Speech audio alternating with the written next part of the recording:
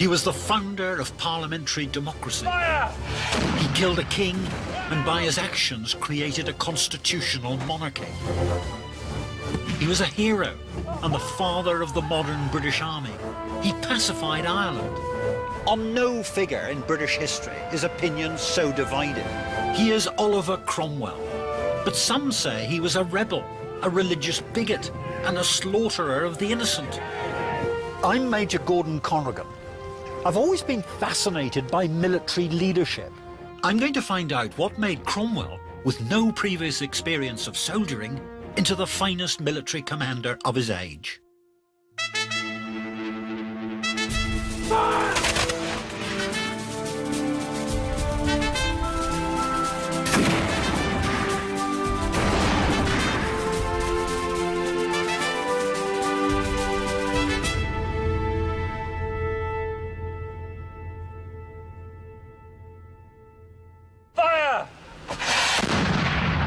In the mid-1600s, Britain was in the grip of a vicious civil war.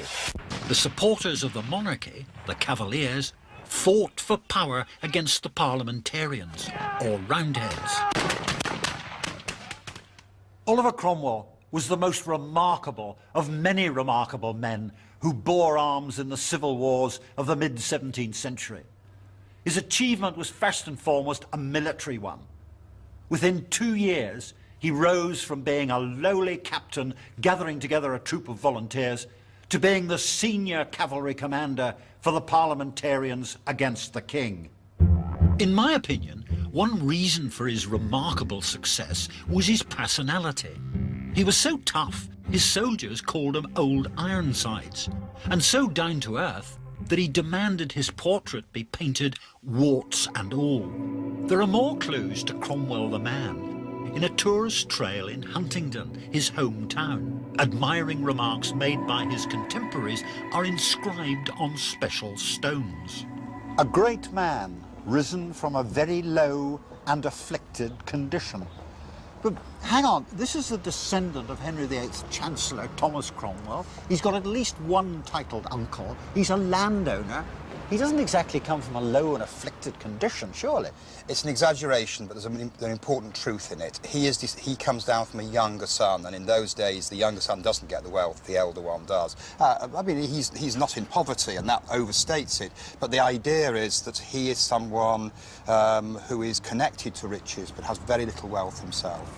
One would certainly see him as someone who wouldn't normally exercise any real political clout in that society, let alone be head of state. To understand how and why Cromwell became such a great military commander, it's necessary to understand the politics of the time. King Charles I had dissolved Parliament. Men like Cromwell, who wanted a less autocratic government, came to realise that only war could moderate Charles's rule. The causes of the Civil War were social, religious and economic. But essentially, it was all about power. A weak and incompetent king clinging to his divine right to rule was opposed by a combination of people who wanted power for themselves. Some of them were simply covering personal greed and ambition with a cloak of morality and righteousness, while others genuinely believed that royal government was oppressive and that the king had to be controlled. This is Broughton Castle in Oxfordshire, where men like Cromwell met to plot the downfall of the king. Lord Say, this is your ancestor, Nathaniel Fiennes, who was a prominent parliamentarian. Why did he and Cromwell oppose the monarchy and ultimately want to get rid of it? Well, they opposed it because Charles I ruled without Parliament for 11 years. It was a totally autocratic society. If you wanted to express your opinion, you had no means of doing so. There was no Parliament where anybody could express their opinions. And I think it was natural for a liberal-minded man to oppose the king and, in the long run, to support Cromwell. Cromwell's success as a great commander was partly due to sheer strength of character. The fact that men like Nathaniel Fiennes, his social superiors, were prepared to back him is proof of that. Oh, there's old Ironsides. Yes, that's a contemporary picture of Cromwell by Walker, who was the court painter, as it were. Tradition has it that the parliamentary leaders gathered up here before the Civil War. Nobody could listen in on these three outside walls, just one sentry outside the door, and then you could speak in private and plot against your autocratic king. And I see you've got a portrait of Cromwell over there.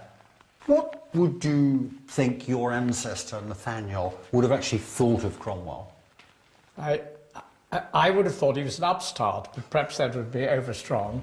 No, I think they felt that he was the man who to lead them, which he clearly was, wasn't he, in the second half of the Civil War, and therefore they followed him.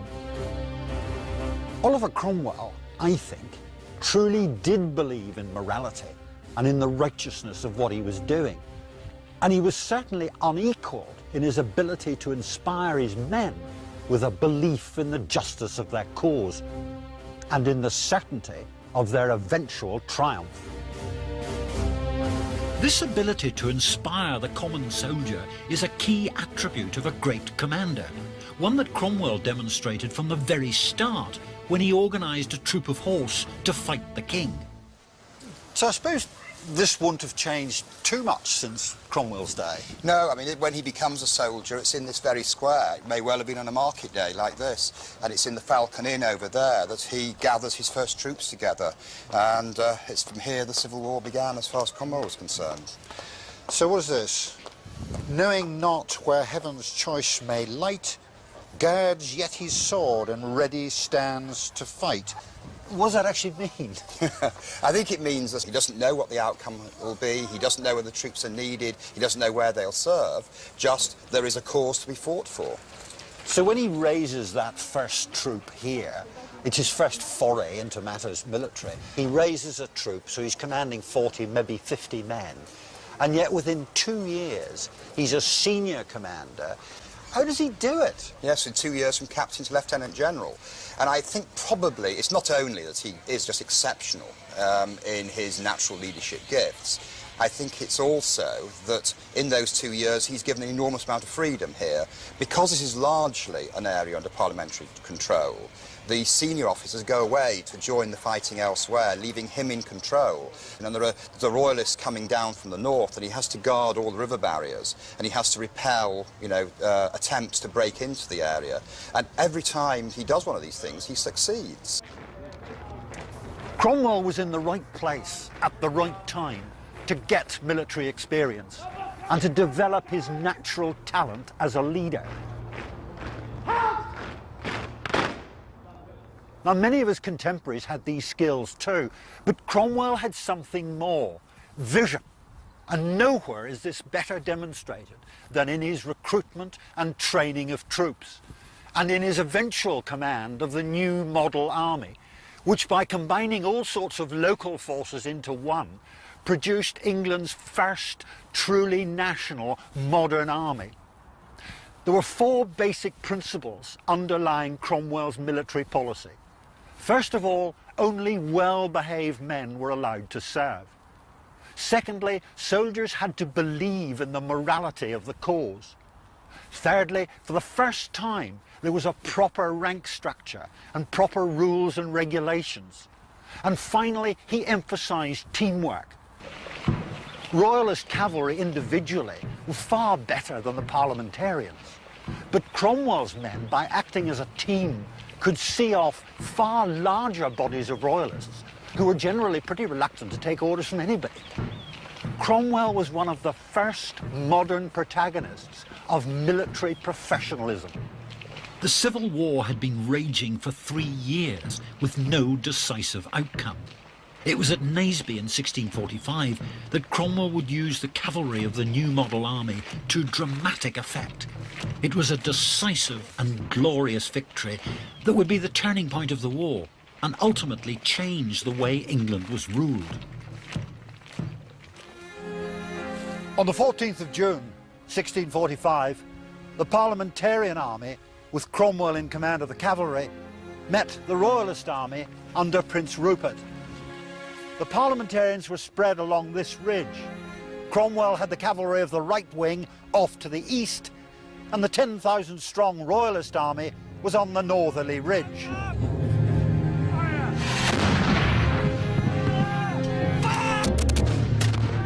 At first, things went well for the Royalists. Prince Rupert's cavalry charged the parliamentarians' left wing and drove their horse off the field. But then, in typical Royalist cavalry fashion, they went off on a private jolly to plunder the parliamentarian baggage train. And they didn't come back, leaving their own infantry unsupported. God save the King! God save the King! God save the King!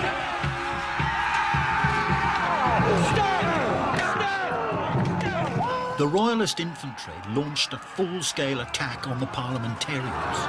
Cromwell seized the moment and attacked with his cavalry, driving off the Royalists. The parliamentarian infantry then advanced and they started to push the Royalists all the way back. The Royalists who weren't killed wouldn't surrender until the king could get away. But at the end of the day, the king had lost his best infantry and effectively the war. It was a magnificent victory for Cromwell and the new model army. But something a lot less savoury also happened at Naseby, and it's a hint of a darker side to Cromwell, a ruthlessness as a commander. The parliamentarians, chasing the fleeing remnants of the Royalist army, caught up with the Royalist baggage train, which was manned by civilians, including women. The parliamentarians killed the men, and they cut the noses and the lips off the women, thinking they were Irish. In fact, they were probably Welsh. Cromwell wasn't there. He didn't personally do it, but he didn't do much to punish the perpetrators. Now it was just a matter of time before Parliament was victorious and the king called to account, tried and executed at Westminster. Naseby wouldn't be the last occasion that Cromwell showed brutality rather than humanity on the battlefield. He now embarked on the most ruthless campaign in Ireland ever undertaken by the British.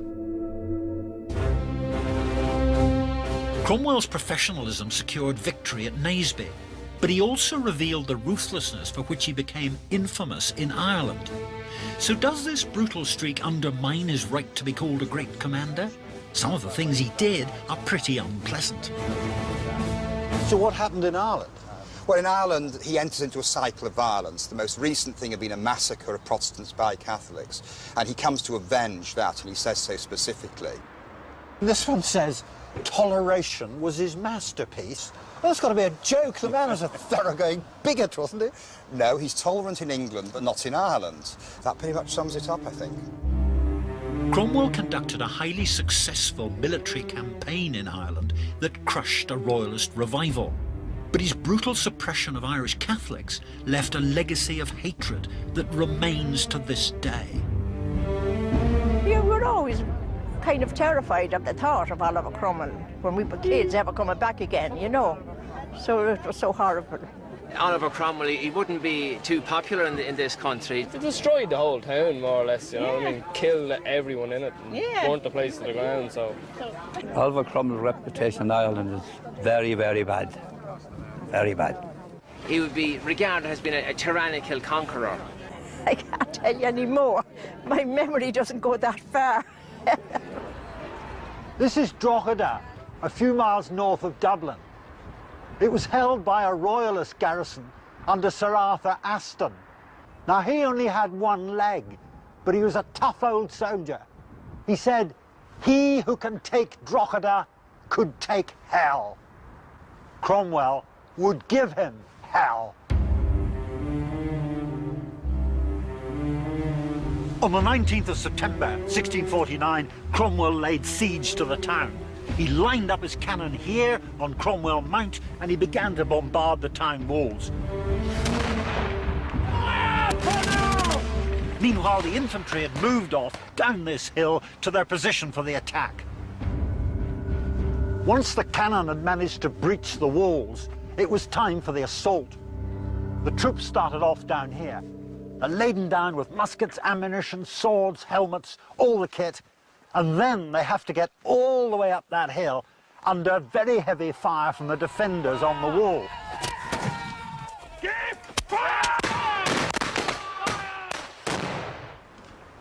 It's no wonder that the first two attacks were just blown away. This is where they were trying to break through the walls. Fire! And now Cromwell personally took command. Sword in hand, he led a third and final charge on the breach. There was fierce hand-to-hand fighting here, but eventually the English prevailed. Thousands of parliamentarian soldiers flooded through the gap and on to the town. The defenders retreated here to Mill Mount, and Cromwell ordered that no prisoners were to be taken. His soldiers beat Sir Arthur Aston to death with his own wooden leg, and then proceeded to put everyone else within reach to the sword. The defenders retreated still further, across the river to St. Peter's Church, where nearly 1,000 of them were killed by Cromwell's soldiers. The last few Irish troops took refuge in the steeple, and Cromwell had the pews set on fire to try and smoke them out. Most of them were, but some of them were burnt to death.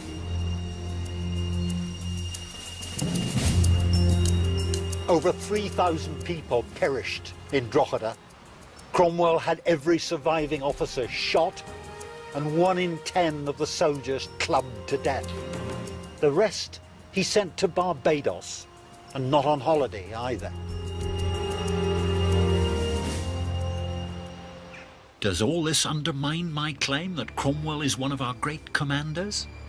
I don't think so. Cromwell did achieve his military aims, and some people are now questioning the well-known stories of his brutality. This is actually one of the cannonballs that was found in the area, and it's very heavy. Oh, that's a 32-pounder. It is indeed, yeah. You can imagine the damage that would do to one of those old medieval walls. Well, yes. Now, here locally, I mean, I suppose in Ireland generally, but particularly in Drogheda, Cromwell is seen as a butcher, as a criminal, as a dishonourable, thoroughly nasty piece of work. Yeah. And he wouldn't be top of Ireland's list of most popular men in history. No, he wouldn't, yeah. But you take a rather different view.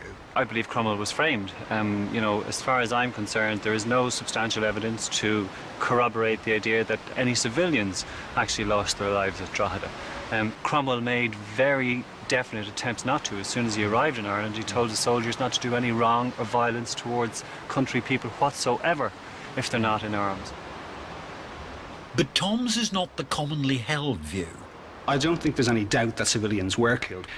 Cromwell in his own letter says that 2,500 soldiers were killed, plus various surgeons, officers and many inhabitants in his own words. So we're looking at something in the difference between 2,500 and 3,500, something in the range of perhaps 500 to 1,000 civilians. Would there have been many civilians in Drogheda anyway by the time the troops get into the town? I suspect that most of them would have been gone, to be honest, because there was a siege here 8 years earlier when the town was reduced to eating rats and horses and dogs, and they weren't inclined to hang around. Civilian deaths aside, it's how Cromwell and his men dealt with the enemy's soldiers that has led some to label them a war criminal. An attacking force, if they issued an instruction to a defending garrison to surrender, and they didn't, they knew their lives were forfeit. They knew they could die if the attackers succeeded in getting in. And that's exactly what Cromwell did. But the soldiers didn't expect to die if they did surrender. What was undoubtedly dishonourable was the execution of soldiers in cold blood on the Mill Mount up to an hour after they'd surrendered. And Cromwell, as commanding officer, is responsible for the actions of his senior officers. In the understanding of the war as it was in the 17th century, that was a war crime. Cromwell's campaign in Ireland was successful. By modern standards, he may have acted outside the rules of warfare. He may even have acted outside the rules accepted by most of his contemporaries. But there was a point to this brutal behaviour. After Drogheda, the Royalists were so terrified that they never met him again in open battle, and the civil wars were quickly over. Now, Cromwell might not be the sort of man you'd want to spend time with, but that doesn't detract from his ability as a great commander. After all, nice men don't necessarily win wars. Once his military campaigns were over, the rest of his life was political. He became Lord Protector, the most powerful man in England. He abolished the monarchy, the Church of England and the House of Lords, and England was proclaimed a republic. But it didn't last long. Cromwell died in 1658. He'd fought in over 30 battles to establish how he thought England should be ruled. But when he died, the brief experiment with republicanism died with him. Within 2 years, the monarchy was restored. He was buried in Westminster Abbey. But it was not to be his final resting place. His body was dug up, and his severed head ended up at the Houses of Parliament. And this is the death mask of Oliver Cromwell. And it is a permanent memento of what he looked like when he died before the macabre activities of Charles II's government, who exhumed him from his grave in Westminster Abbey and chopped his head off and stuck it on a spike above Westminster Hall. What a barbaric way for Charles's government to behave. Well, it was a remarkably medieval sort of thing to do. You know, it's certainly something he never did to any of his enemies, and certainly, you know, it's rather in contrast with the old idea of Charles II, Merry England and Restoration comedies. Whatever one's views on Oliver Cromwell, whether we are by instinct Roundheads or Cavaliers, we cannot deny that he was a natural soldier, a great leader and a successful commander. The new model army, with its emphasis on professionalism, training and discipline, led by men who knew their business, was the direct precursor to today's British Army, which, while unquestionably a royal army, still carries in its bones much of the ethos of Oliver Cromwell. Cromwell deserves his place as one of Britain's great commanders.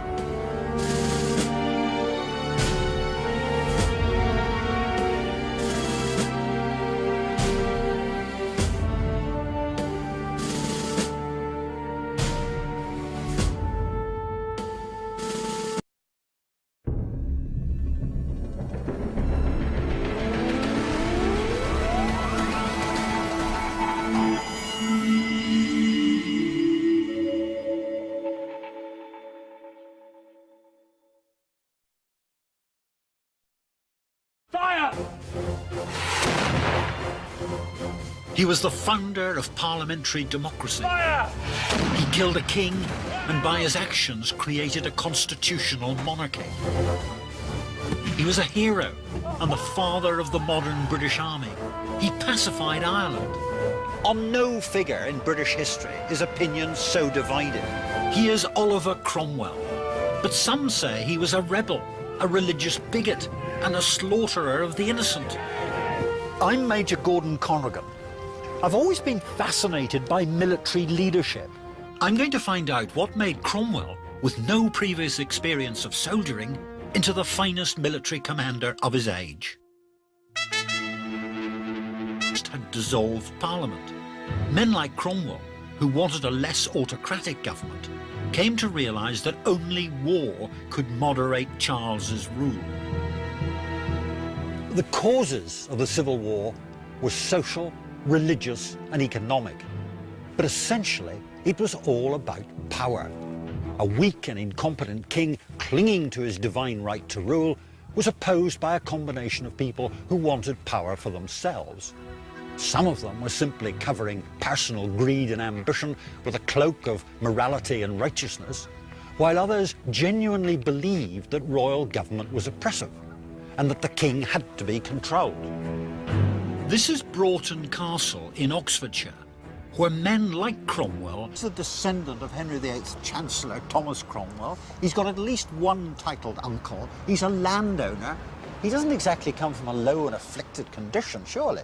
It's an exaggeration, but there's an important truth in it. He comes down from a younger son, and in those days, the younger son doesn't get the wealth, the elder one does. I mean, he's not in poverty, and that overstates it, but the idea is that he is someone who is connected to riches, but has very little wealth himself.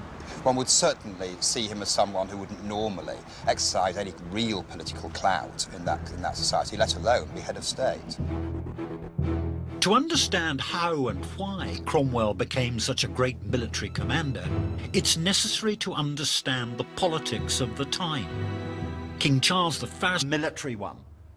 Within 2 years, he rose from being a lowly captain gathering together a troop of volunteers to being the senior cavalry commander for the parliamentarians against the king. In my opinion, one reason for his remarkable success was his personality. He was so tough, his soldiers called him Old Ironsides, and so down to earth that he demanded his portrait be painted warts and all. There are more clues to Cromwell the man in a tourist trail in Huntingdon, his hometown. Admiring remarks made by his contemporaries are inscribed on special stones. A great man risen from a very low and afflicted condition. But hang on, this is...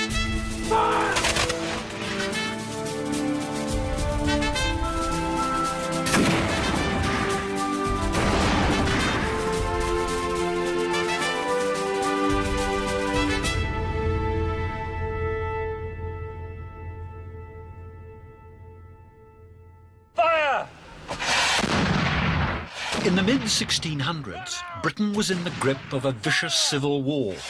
The supporters of the monarchy, the Cavaliers, fought for power against the parliamentarians, or Roundheads. Oliver Cromwell was the most remarkable of many remarkable men who bore arms in the civil wars of the mid-17th century. His achievement was first and foremost